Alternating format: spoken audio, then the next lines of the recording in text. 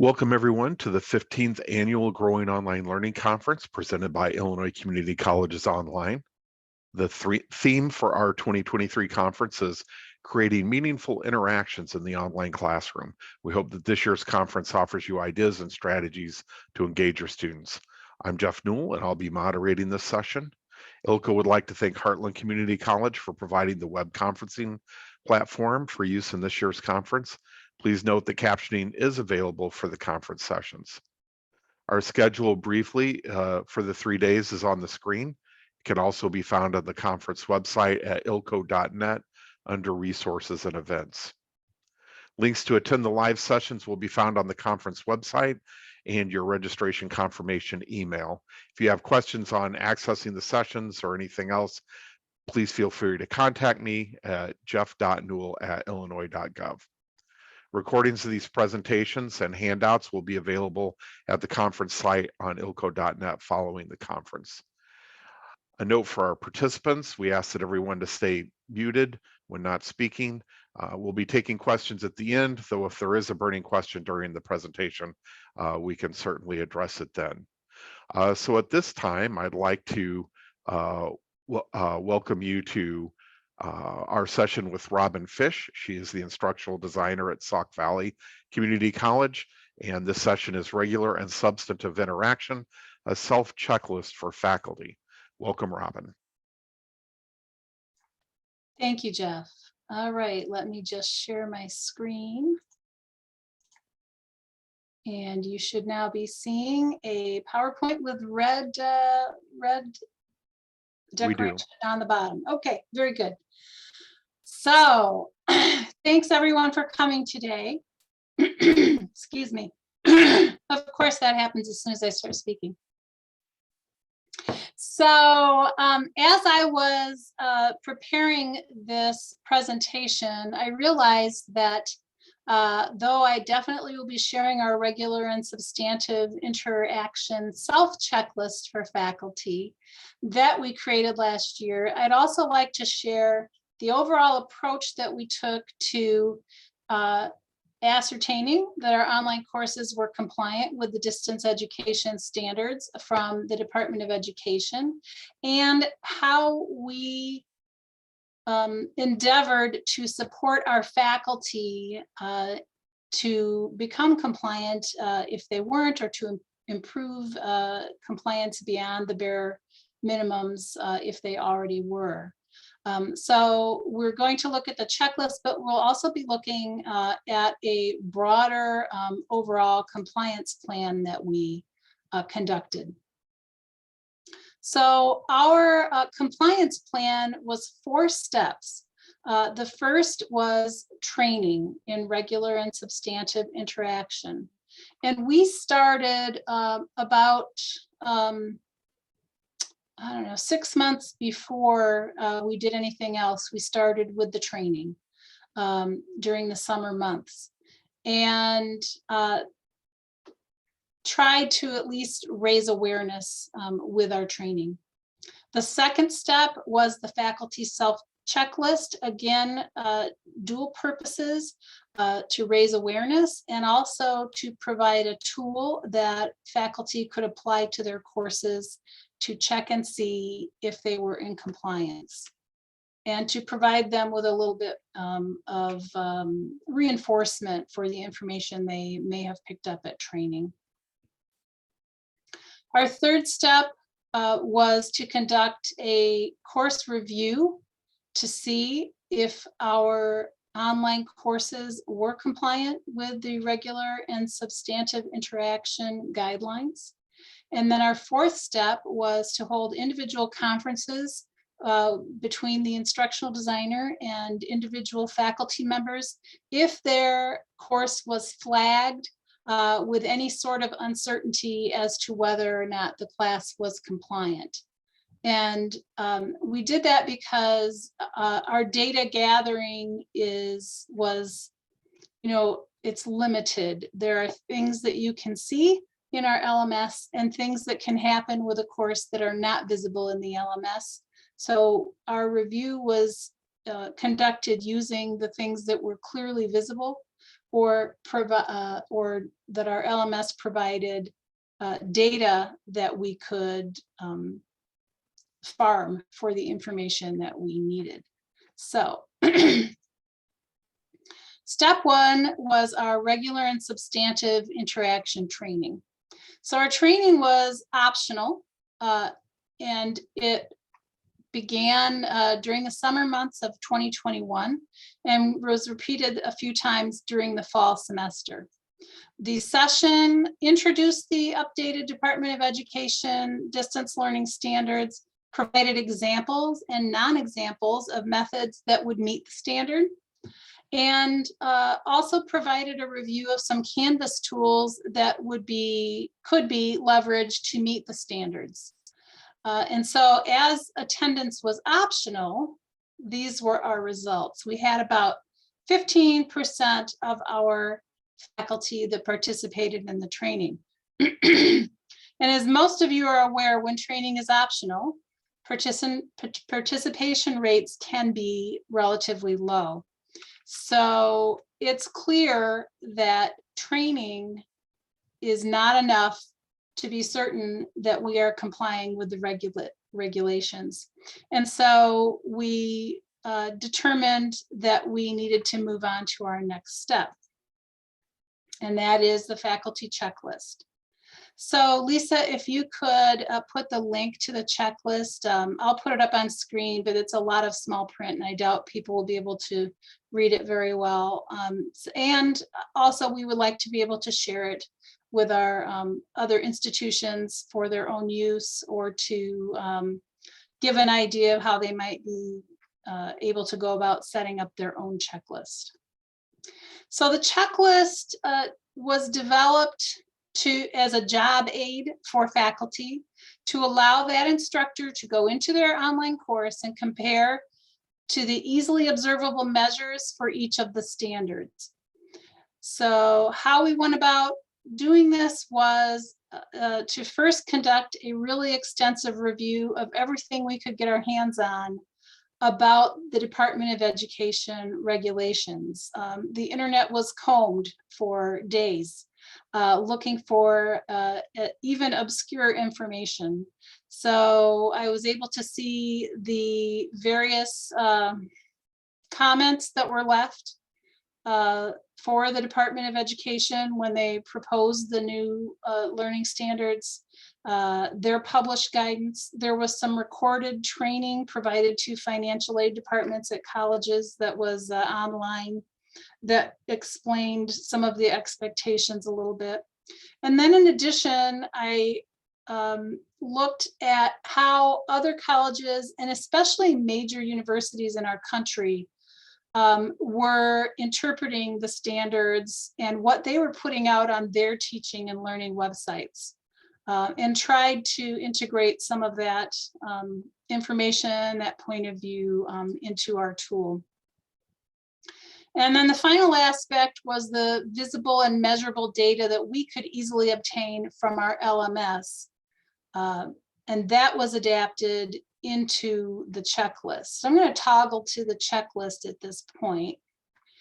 So here it is. It was created as an accessible interactive PDF file.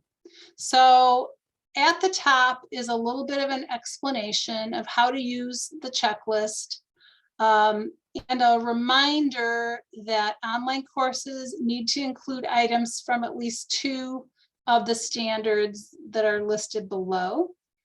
And that the checklist is not inclusive of every potentially acceptable practice, but instead focuses on practices that are most easily verified or documented as evidence that SVCC is complying with the regulations. So that's the piece where we're looking at what our LMS will allow us to find, rather than saying these are the only things that you can do. So for instance, when it comes to communication with students, we use the Canvas LMS, and it provides several means for communicating with students, but we still have instructors who may choose to use their college email account to send out a weekly communication to students. Well, depending on the content of the communication, that obviously can count too, but there's no way I can see that to verify it, which is only a problem when it comes to our step 3, the review that we conducted. But if an instructor knows that they do that, they could make note of it, because it would, we feel it would count. It's just that I can't see that and include that in the review. That's not necessarily a strike against them. It's just that we tried to make the checklist something that was easy for people to see and verify.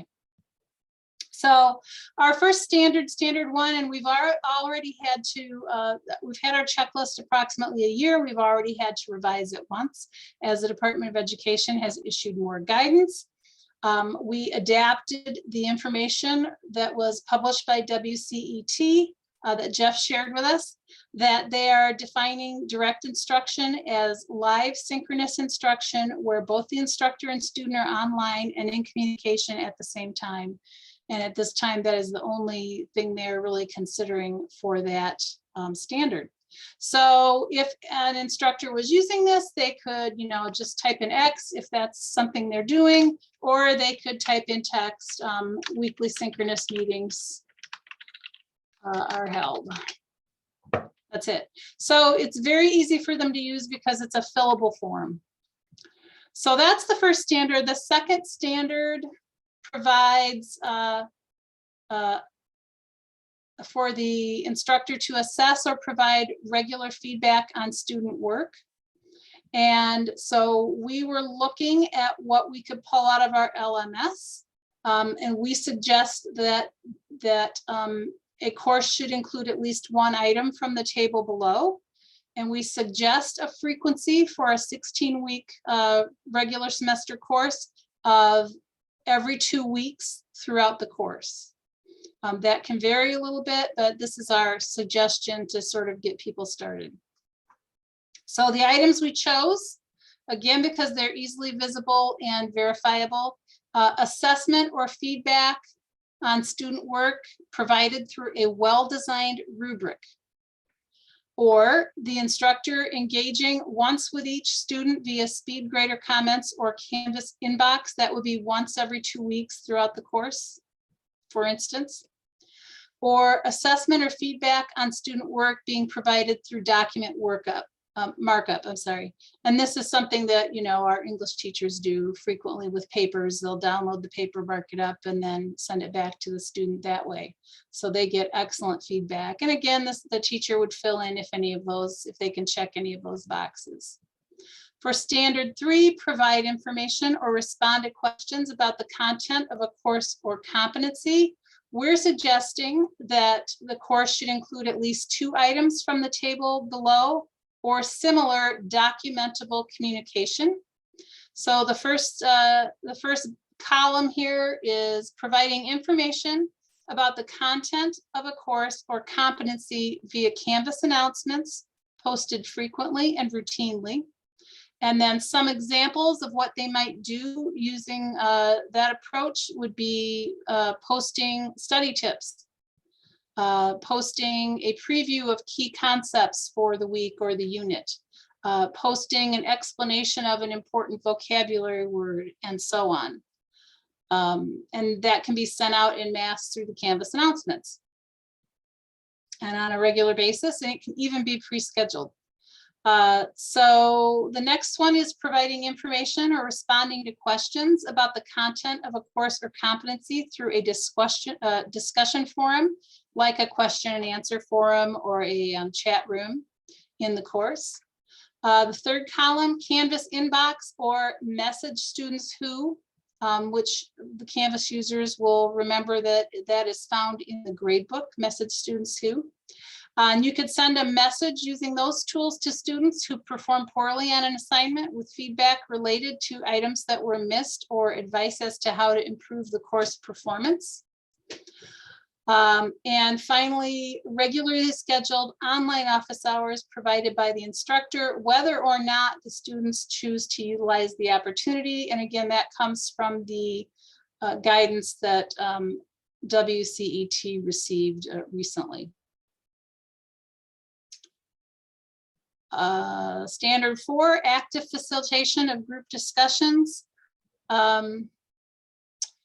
We aimed to give an example of what we felt was or could be considered as active facilitation.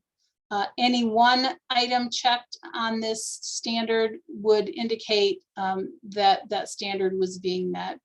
And the first column, instructor poses guiding questions, suggests alternative points of view, establishes connections between students' ideas, engages in Socratic dialogue with students, etc. Or column 2, the instructor provides a summary of highlights of the discussion at the end. Or number 3, the instructor hosts and facilitates a required study group or test review.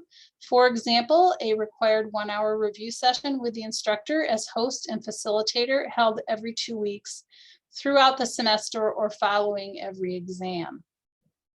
And then, as I'm sure you all are aware, standard 5 is rather nebulous at this point. Other instructional activities approved by the institution or programs accrediting agency, which for us would be HLC. And at the time this document was prepared, none had been approved, and I have not received any word since that any have been approved, but those can always be added later.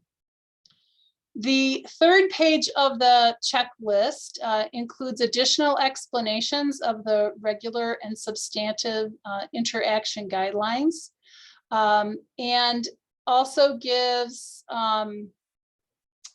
some examples that do or do not meet the requirements, just to help clarify for people any questions that they would have about whether a particular assignment or a particular activity that they did would meet the standard.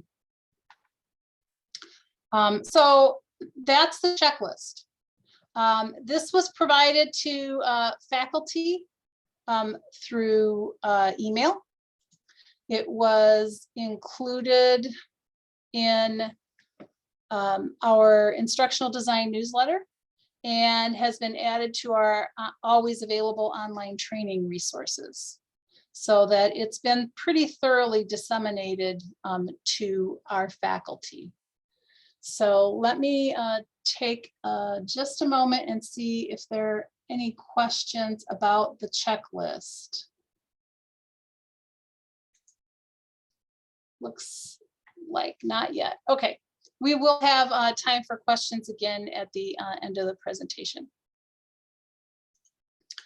So the next step of our program was to conduct the regular and substantive interaction course review. And for this, we looked at every single online course that was being taught that semester. And we did this, one, to make sure that we did our due diligence in making sure that we were complying with the guidelines.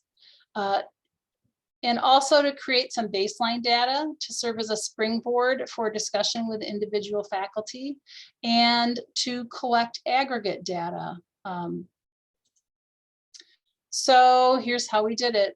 The online courses were reviewed using what we had available. And that was pretty much our LMS system, where I could go into each course and look and see. So the data points that we were able to easily pull were things like evidence of a synchronous session link in the course, evidence of the use of a Canvas rubric, or some of our teachers still use rubrics that they developed in Microsoft Word, and that was also acceptable. Speed grader comments, document markup, and student engagement rates that are reported by Canvas. The evidence of use of announcements or the discussion area to disseminate information about course content, and evidence of participation in course discussions by the faculty member. So each data point was assigned a score, and the data collection was a very slow manual process. We added each online course to an Excel spreadsheet, and each standard had its own page in the spreadsheet where the relevant items were added in columns, and a score was added for each column. Some of the items were scored with just a yes or no, and others were assigned a percentage score. For instance, using the Canvas student interactions report, we were able to look and see how many students out of the total enrollment had received a communication from the instructor through Canvas, as reported in that report, and give that a percent score. And that was recorded, that information was recorded approximately every 2 weeks during the data collection period. So here's a little bit of a peek at how the Excel spreadsheet was set up. So I had a different page for each one of the standards, and then a tabulation page as a separate page that listed the course name and section, the instructor, and then standard 1, 2, 3, 4, and then a check mark if they met 2 standards. And in some cases, I could see that they were really close to meeting a second standard and just needed just another little item to put them over the top. And of course, many of our courses were already compliant. So this was just a method of keeping track. And then any courses where 2 standards were not obvious and visible were flagged for the individual conferences. So it's important to note here that the review was kept confidential. The results of the review were shared only with the individual faculty member, never with administration. The reviews were designed to be useful during the conferences with the faculty in a non-adversarial manner. And so the only data that was shared with our administrative team was aggregate data gleaned from the review. For instance, we could look and see what % of our online courses included discussions where faculty actively participated, what % were using detailed rubrics, and so forth.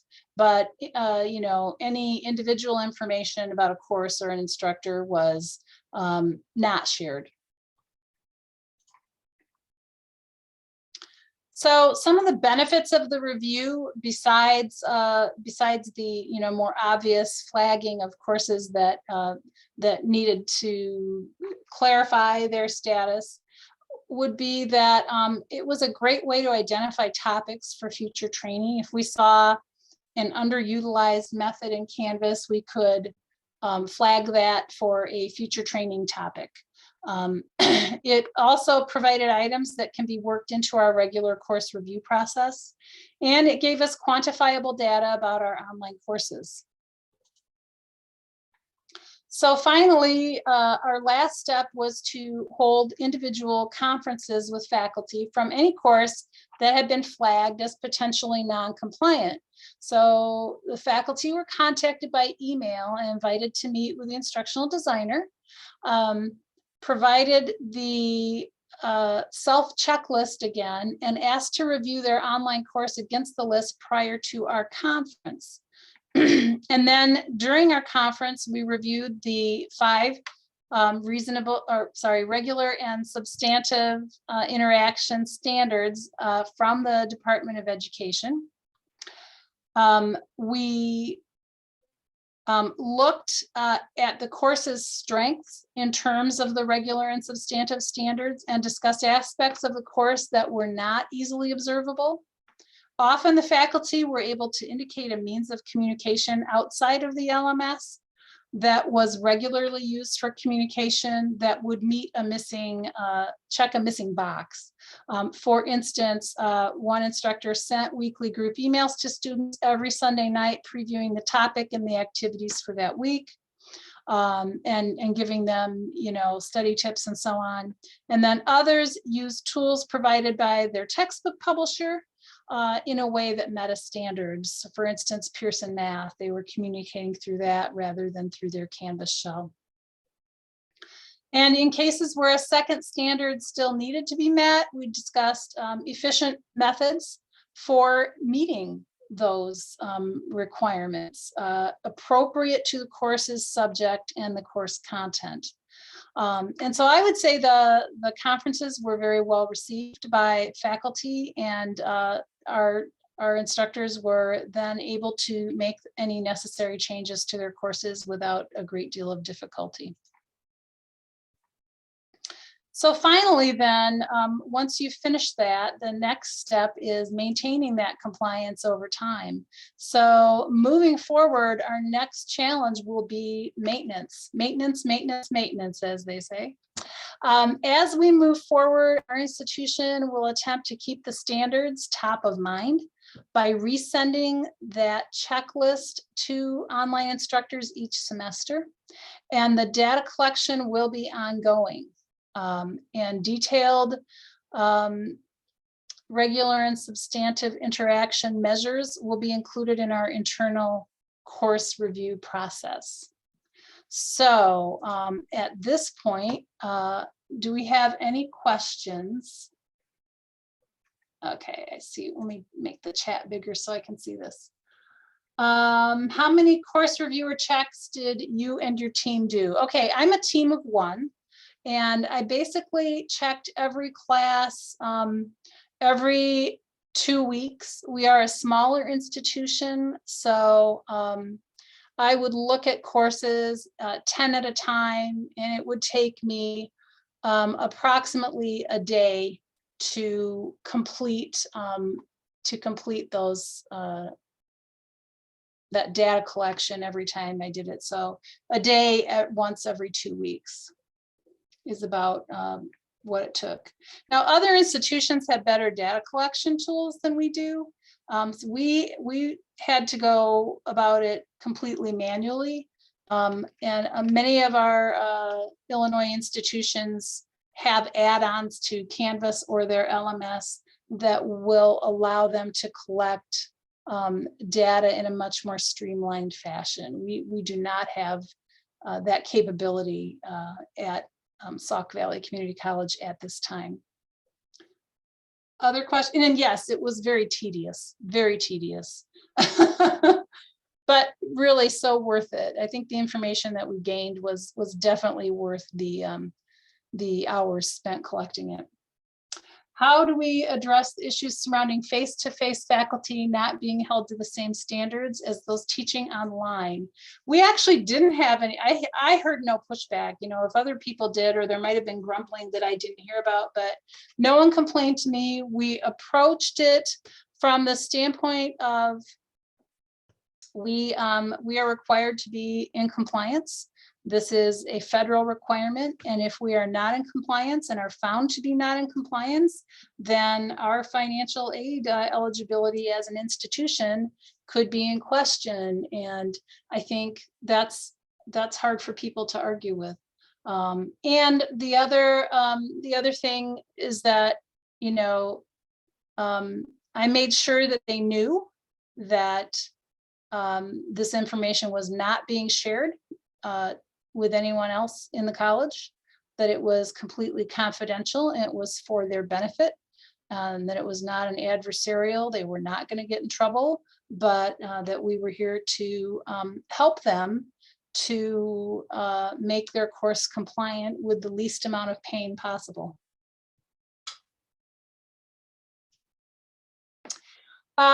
This time, okay, the question is, the virtual, live, or Zoom classes appear to be included under the reasonable and substantive interaction umbrella. Do you include live Zoom classes when referring to online classes? For the purposes of this first data collection, I only looked at asynchronous online courses. It was pretty clear that our synchronous courses, as we call them at Sauk, they were already easily meeting the first standard, and that if they were doing any grading at all, they were probably meeting the second one. And so we did focus on strictly online asynchronous classes this time. Moving forward, we will probably include the synchronous classes in the future. And in our course review, they will definitely be included.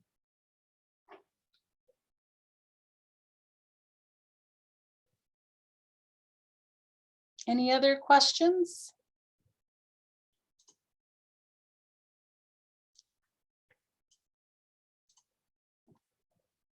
Okay.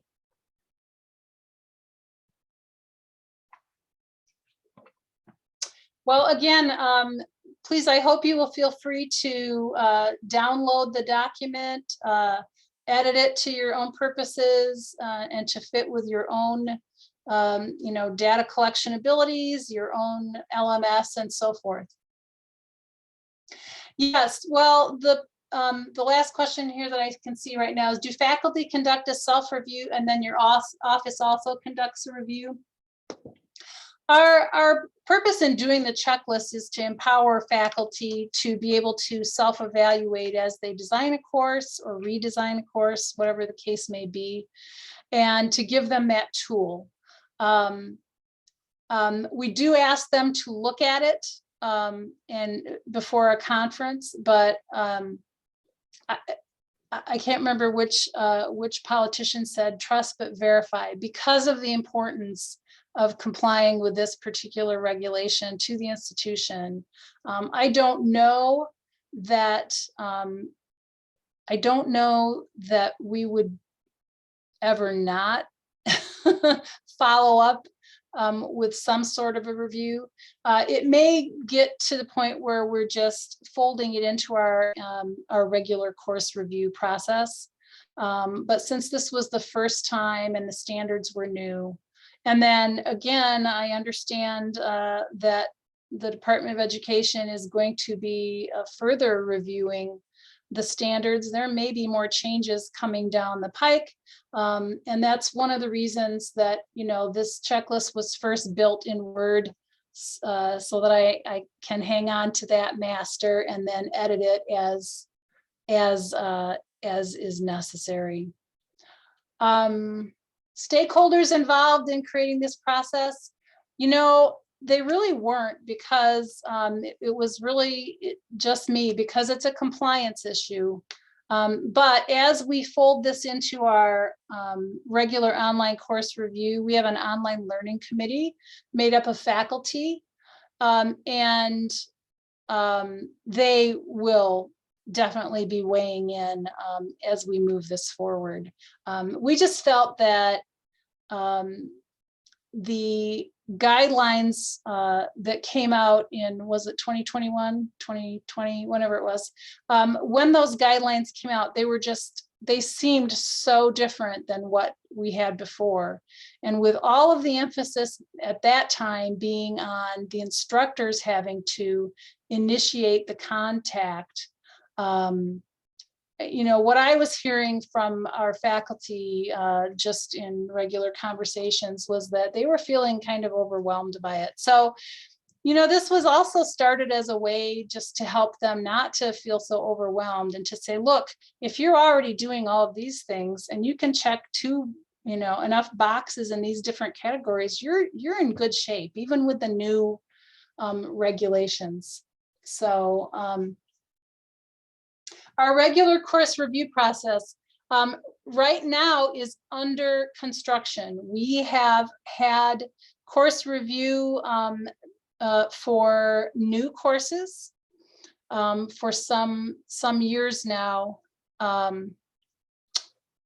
And we are now rolling that out. And our online courses are also part of our instructor evaluations. Some of the components of our course review are included in the evaluations when teachers are observed. in an online format rather than a face-to-face format. So it's rolled out that way. But we are now going to start following program review. We will look at every online course with our new course review process, which is under development with our online learning committee. So we hope to have that designed by the end of the year. And some of these things will be included in that for sure.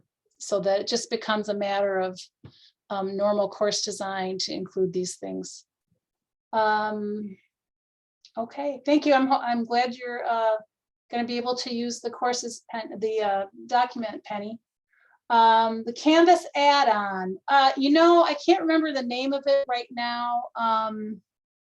I know we didn't buy it. I think it's Dropout Detective is one of them, and there may be some others, but we do not have Dropout Detective. So some of our other colleges do, and I know Kona Jones at her institution uses Dropout Detective, and they have a very sophisticated data collection system that we just don't have. So, and if the faculty member isn't meeting requirements, how does it get resolved?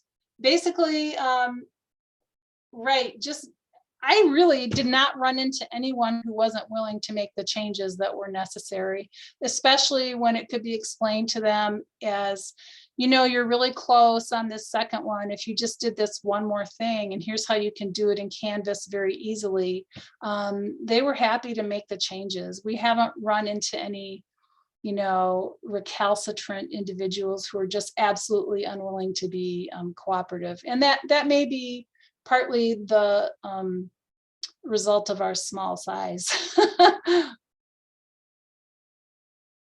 How many online courses do we offer per term? At a larger scale, you might play the self-review, have that play a more, I'm sorry, I should be reading the questions first. Approximately how many online courses do you offer per term? Oh, probably, I'm gonna guess around 100 or so, without actually counting. And that's multiple sections of some courses, obviously, as well. And then suggestions for completing this at a larger scale, I would suggest emphasize the self-check. And if, I'm assuming if you have a larger institution, you may have more than one instructional designer. And I don't know about other institutions, but our faculty, I think, since the pandemic, they view me as just so terribly overworked that they hesitate to call for course design help. And I look at this as an opportunity to meet with an instructor, to be able to offer them that help without them feeling that they're putting me out. So, each institution is different, but if you had a team of designers and had the opportunity to meet with people, I consider that a golden opportunity to be able to meet with faculty about their course design and ways that I can help them to be, as I said, efficient. I really emphasize, here's an efficient way to do what you need to do to be compliant. Maybe all you need to do is add announcements where you talk about a key concept or a really important vocabulary word each weck. You're adding that little instruction. You can pre-schedule it. It's not hard. Here's a way to get that second check mark, do this and boom, you're all set. And many times that really is about all they needed because they already were doing things. And of course, encouraging them to use, if they weren't using a rubric or they weren't doing document markup, then the speed grader comments in Canvas is also very easy to use for them. Anyone else?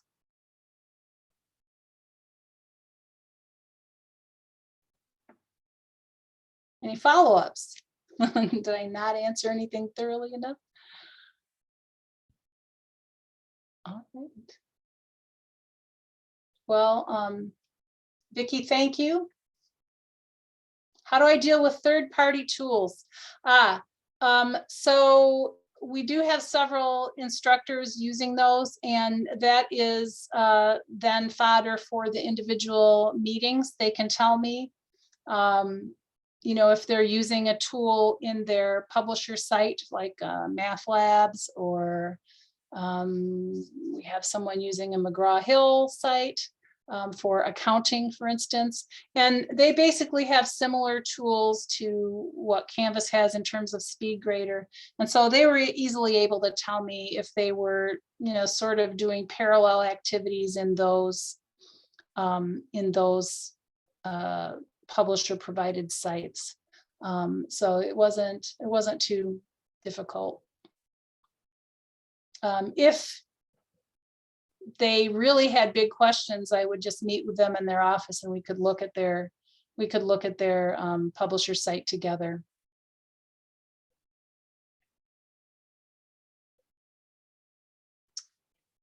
Okay.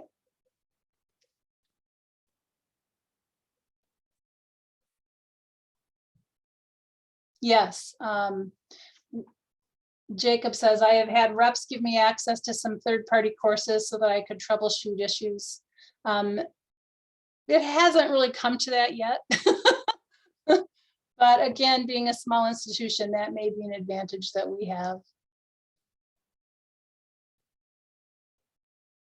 When we do our course review process, we're definitely going to have maybe even a separate rubric that we use for the third-party sites.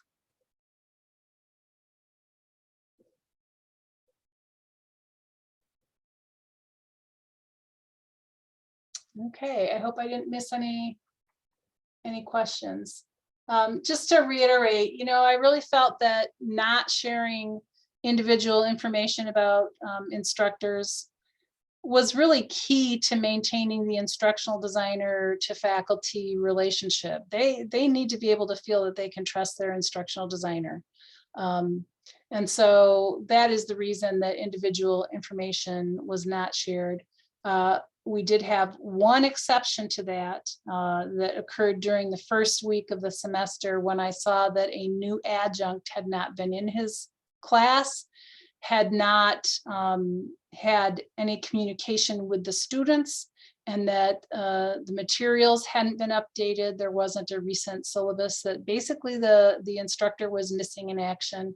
And at that time, I did contact our administrator, who was the contact person for that instructor, and they were able to contact them and deal with that situation. But that has never happened since, or I've never seen it happen before that. It was just a very strange occurrence that time.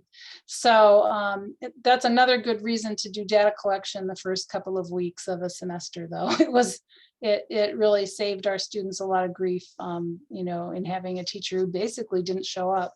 So, when you use adjuncts, things can happen sometimes. And so it was easily solved, though, that way.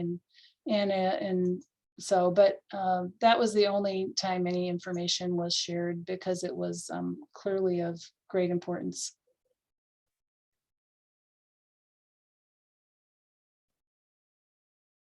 Yeah.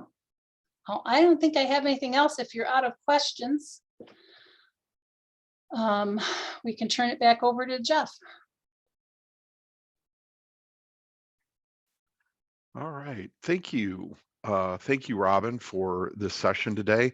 Everybody show some appreciation in the chat with a reaction or some test, but we certainly appreciate what you provided us here today. Just to let everybody know, we will have a conference evaluation that we will send out following the conference. It'll come to your email, and please be on the lookout for that. You can see our schedule for the week on the screen. Reminder that tomorrow we begin again at 10 a.m. Central, and it is our second keynote session, Demystifying Micro-Credentials, Digital Badges, Alternate Credentials, and all that stuff, with Dr. Luke Dowden and Amber O'Casey from the Alamo Colleges District, and we hope you're able to join us for that session. And as a reminder too, links to attend the live sessions are on the conference website, and hopefully you receive those in our registration email. And if you have any questions about anything, you're welcome to contact me at jeff.newell@illinois.gov. And recordings of these presentations and handouts will be available at the conference site on ilco.net following the conference. So thank you everybody for participating today, and thank you again, Robin. Everyone have a great rest of their day, and we will see you tomorrow at 10 a.m.